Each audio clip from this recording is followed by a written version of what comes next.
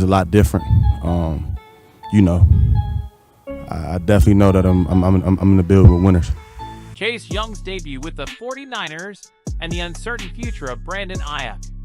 In today's edition of the San Francisco 49ers Report, we bring you exclusive news from Chase Young's first practice with the team and what this means for the defense. Additionally, we keep you updated on the health of key players like Deebo Samuel and Dre Greenlaw, while exploring the exciting future of Brandon Aiyuk with the 49ers. Keep watching to get all the details and subscribe to the 49ers Zone channel. Now, let's start with the latest news. The San Francisco 49ers are back in the Bay after their Week 9 bye. While the red and gold enjoyed much-needed rest days, the rest of the NFC West lost their games on Sunday, pushing San Francisco back to the top of the divisional standings. By the end of the week, the 49ers will travel across the country to face the AFC South leaders, the Jacksonville Jaguars, 6-2. Post-bye week health update. San Francisco seems to be heading in the right direction regarding health. In an additional practice on Monday, a couple of injured 49ers players were present during the portion of practice open to the media, including wide receiver Deebo Samuel and linebacker Dre Greenlaw. Additionally, 3 defensive players, cornerback Darrell Lurid Jr., defensive lineman Robert Beal Jr., and cornerback Samuel Womack, had their practice windows opened after landing on the injured and physically unable to perform lists, respectively. Samuel caught passes from quarterback Brock Purdy in practice for the first time since suffering a minor shoulder fracture during the Week 6 matchup of the 49ers against the Cleveland Browns. Greenlaw was on the other side of the practice fields, performing positional drills with his fellow linebacker Fred Warner. Chase Young heads to his first 49ers practice wearing number 92. The 49ers announced that their new defensive end, Chase Young, will be donning the number 92 jersey with the team. He wore number 99 during his tenure with the Washington Commanders, but that number is not available with the 49ers.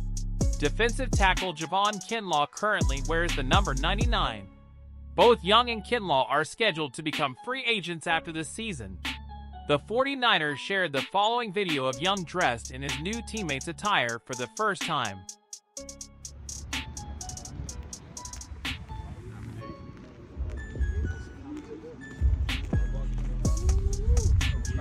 The 49ers acquired Young in a trade with the Commanders, exchanging a 2024 compensatory draft selection for the talented defensive end.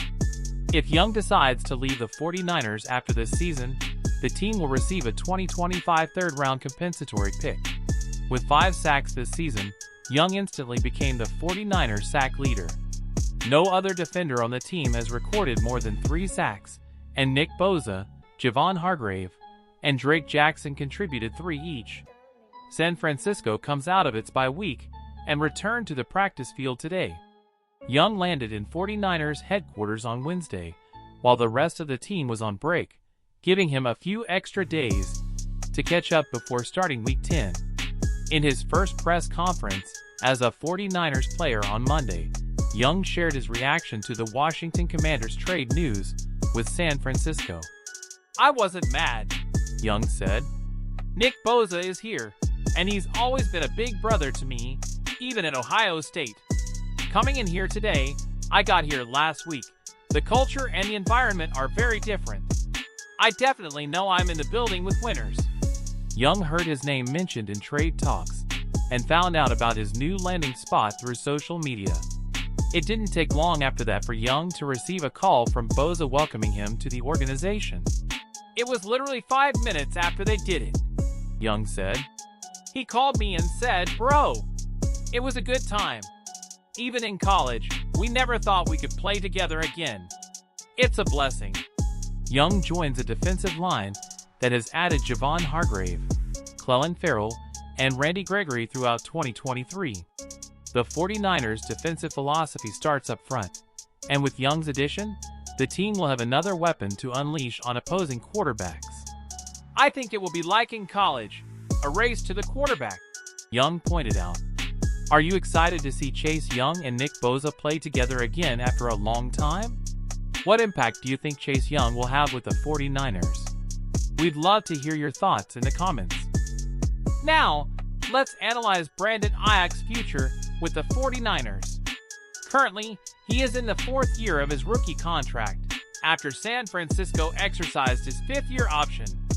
A projection of his future contract has been released, which is interesting because currently, Deebo Samuel is the only receiver on the team earning more than Aiyuk. The contract projection for Aiyuk points to a 4-year deal totaling $80 million, with an average annual value of $20.3 million. From my perspective, I believe Aiyuk remains one of the most underrated receivers in the NFL.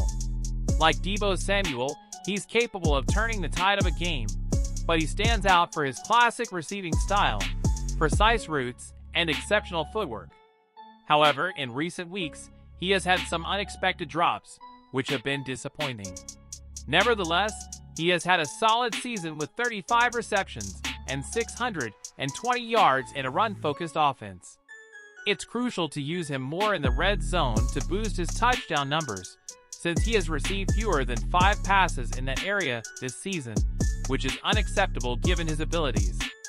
Some might argue that they can't afford to pay Aiyuk due to the significant contracts on the team, such as Nick Bosa, Deebo Samuel, Trent Williams, Kyle Esch, Fred Warner, and the upcoming contract of Brock Purdy.